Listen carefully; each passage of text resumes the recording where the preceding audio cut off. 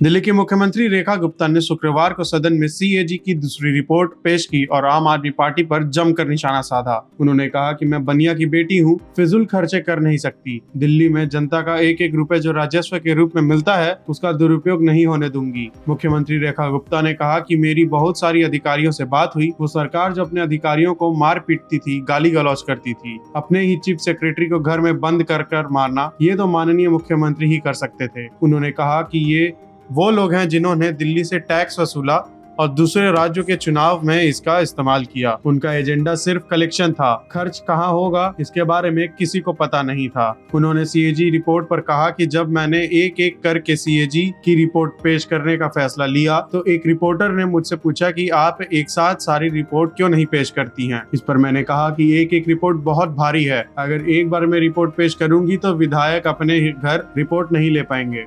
हम एक एक करके सभी सीएजी रिपोर्ट जारी कर रहे हैं, इसलिए वे इससे घबरा गए हैं। आपको बता दें कि दिल्ली की सीएम ने कहा कि वे सदन में हमारे सामने बैठकर अपने कारनामों को सुनने की हिम्मत नहीं कर सकते। उन्हें सदन के से बाहर निकालने का बस एक बहाना चाहिए था, इसलिए उन्होंने बाबा साहेब अम्बेडकर की तस्वीर का मुद्दा उठाया। नरेंद्र मोदी सरकार ने यह सुनिश्चित किया कि बाबा साहेब अम्बेडकर को उनका उचित सम्मान मिले, जो कोई सरकार नहीं कर पाई। ये सब नाटक सिर्फ एक बहाना है क्योंकि वे सीएजी रिपोर्ट में लिखे तथ्यों को नहीं सुन पाए। मैं राज्य के खजाने का एक भी पैसा बर्बाद नहीं होने दूंगी।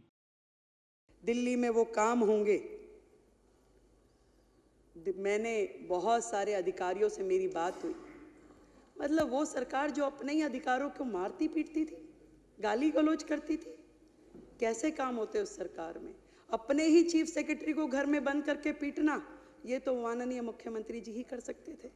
ऐसे लोग जो इस राज्य से कर वसूल करके दूसरे राज्यों में चुनाव में जाके खर्च करते थे, केवल एजेंडा था कलेक्शन हो जाए और उसके बाद खर्च कहाँ करना है वो कोई नहीं जानता था। मुझे जब मैंने ये सीएजी का रिपोर्ट प्रस्तुत किया तो रिपोर्टर्स ने पूछा कि 14 की 14 रिपोर्टें एक बार में क्यों नहीं प्रस्तुत करती हैं मुख्यमंत्री जी? मैंने कहा भाई एक एक इतनी भारी है, एक बार में करूंगी तो हमारे विधायकगण अपने घर रिपोर्ट लेके भी नहीं जा पाएंगे। इतनी भारी भारी रिपोर्टें, एक एक रिपोर्ट जिसका वजन पता नहीं, हो सकता है ये 3-4 किलो तो लग ही रहा है मुझे। तो इतने पेपर पढ़ना, उनको समझना, तो एक एक करके निकाल रहे हैं तो उनकी सांसें ऊपर नीचे हो रही है और उनकी इतनी हिम्मत नहीं है कि वो सदन में आके सामने बैठ सकें, उसे सुन सकें। उन्हें बहाना चाहिए था, तस्वीर नहीं लगी। मैं उनसे पूछना चाहती हूँ, जो सरकार का एडमिनिस्ट्रेटिव हेड है, जो देश की राष्ट्रपति, क्या उनकी फोटो नहीं लगनी चाहिए? आज जिनके माननीय हमारे शहीद भगत सिंह, हमारे बाबा साहब, हम सब के पुरोधा हैं। हमने उनको सम्मानजनक, हमारे दिल में सम्मान है। जितना काम इस दिशा में कि बाबा साहब के सम्मान में देश भर में होना चाहिए, वो नरेंद्र मोदी सरकार ने किया है।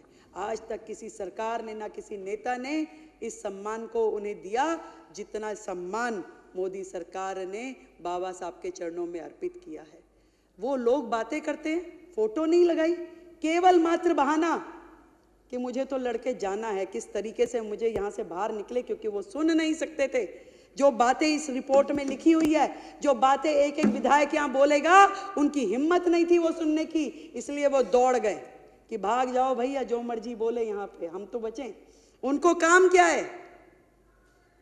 उनका काम है इस सदन में बैठे अपने चिंगू मिंगू के माध्यम से वीडियोस बनवाएं, उस वीडियो को प्रचारित करें, प्रसारित करें। एक वीडियो रिलीज हुआ प्रवेश जी, एक बुक्के था, अब बुक्के दे रहे थे, वो कह रहे जी एक बुक्के से मुख्यमंत्री जी ने कईयों को निपटा दिया। भाई मैं तो बनियों की लड़की हूं, मैं तो फजूल खर्ची कर नहीं सकती।